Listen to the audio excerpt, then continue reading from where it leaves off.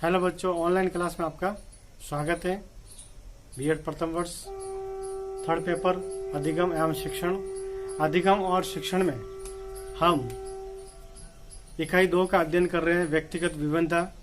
और व्यक्तिगत विभिन्नता में ही उप इकाई यानी विशेष योग्यता या विशेष आवश्यकता वाले बालक, जिसमें हमने विशिष्ट बालकों के प्रकारों के बारे में अध्ययन किया था।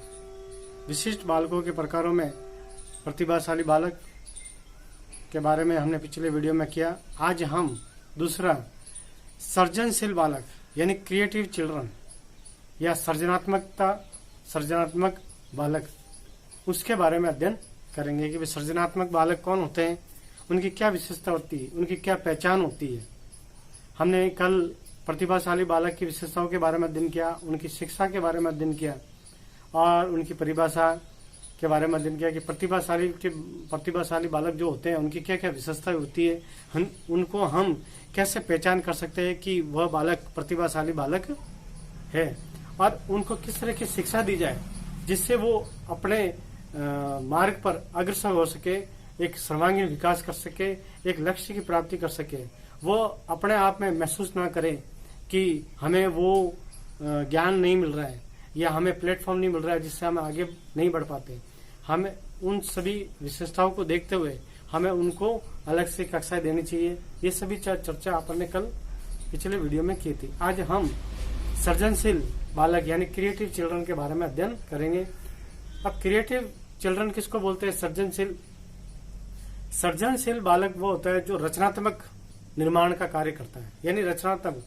और प्रतिभाशाली बालक और सृजनशील बालक में ये अंतर है कि प्रतिभाशाली बालक एक ही क्षेत्र में, अगर वो जैसे विद्या है, जैसे पुस्तकीय ज्ञान है तो पुस्तकीय ज्ञान में अगर वो विद्वान होता है, या किसी एक ही क्षेत्र में वो प्रांगण होता है या उसमें अच्छे प्रसिद्धि पाता है या अच्छे अंक लाता है।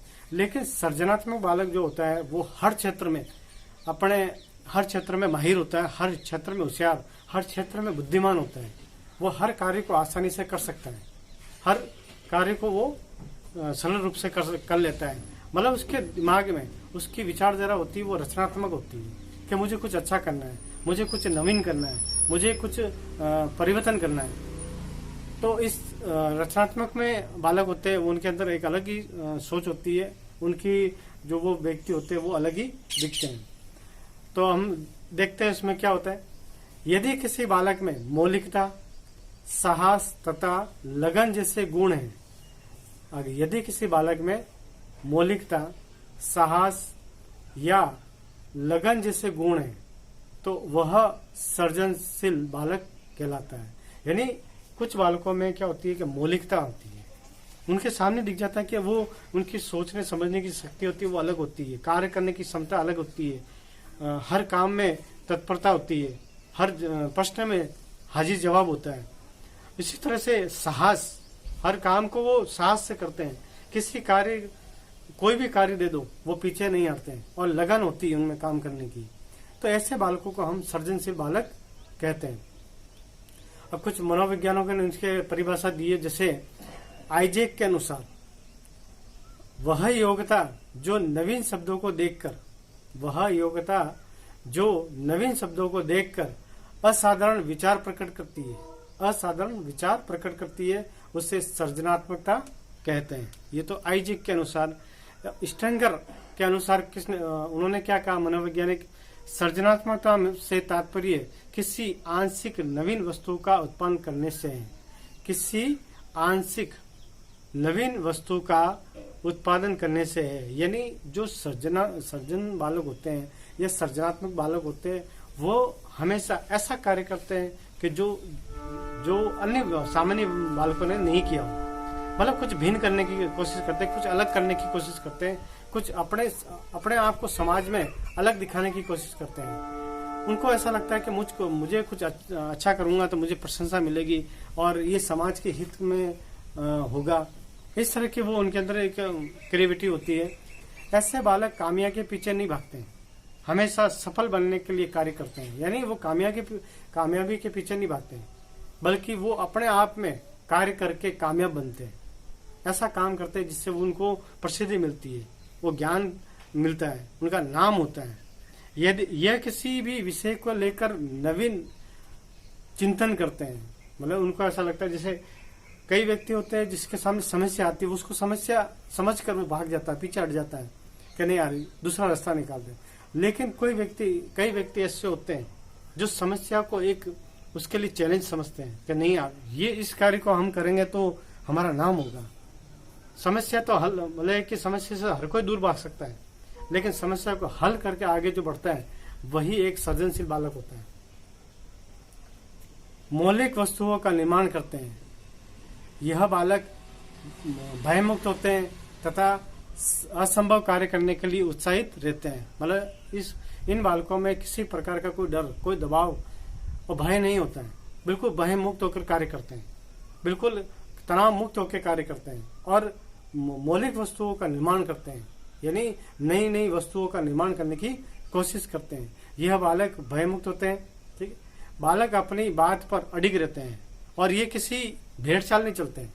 मतलब अगर किसी समूह ने ये कार्य किया तो मैं भी वही करूं, अगर उन्होंने हाँ बोल दी तो मैं भी हाँ बोल दूं, नहीं, वो सही गलत परख करके ही अपने बात पे अडिग रहते हैं, न्याय की बात करके सत्य की बात पे ही साथ देते हैं। तभी वो एक मतलब भीड़ में, समूह में अलग दिखते हैं।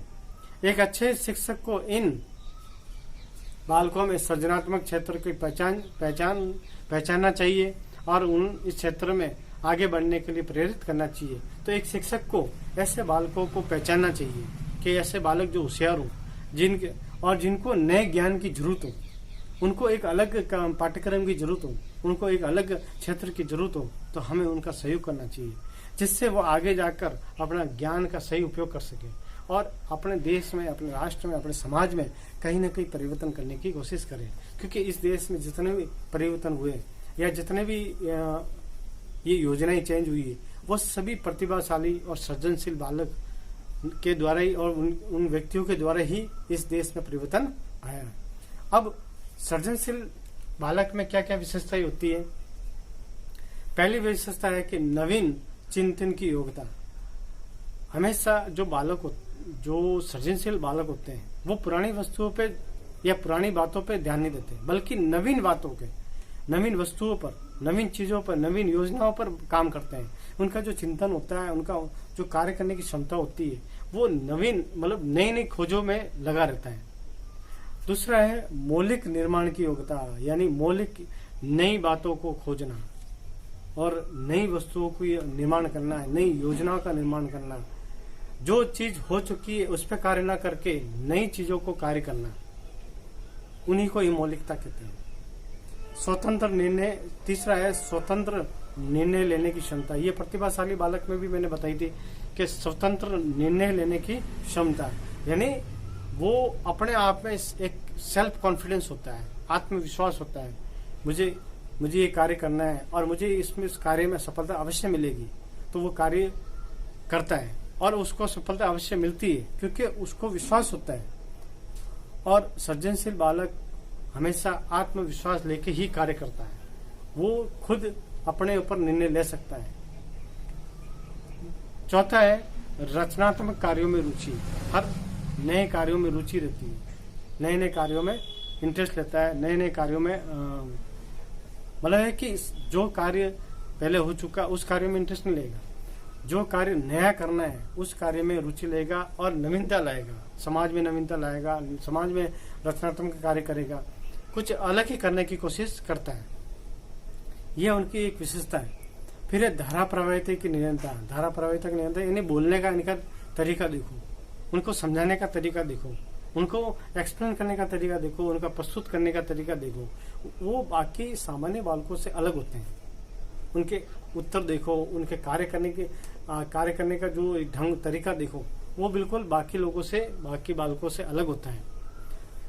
फिर लास्ट में नवीन आविष्कार में रुचि। जिस तरह से मैंने बताया कि रचनात्मक कार्यों में रुचि होती है, वैसे नवीन आविष्कार में भी रुचि होती है।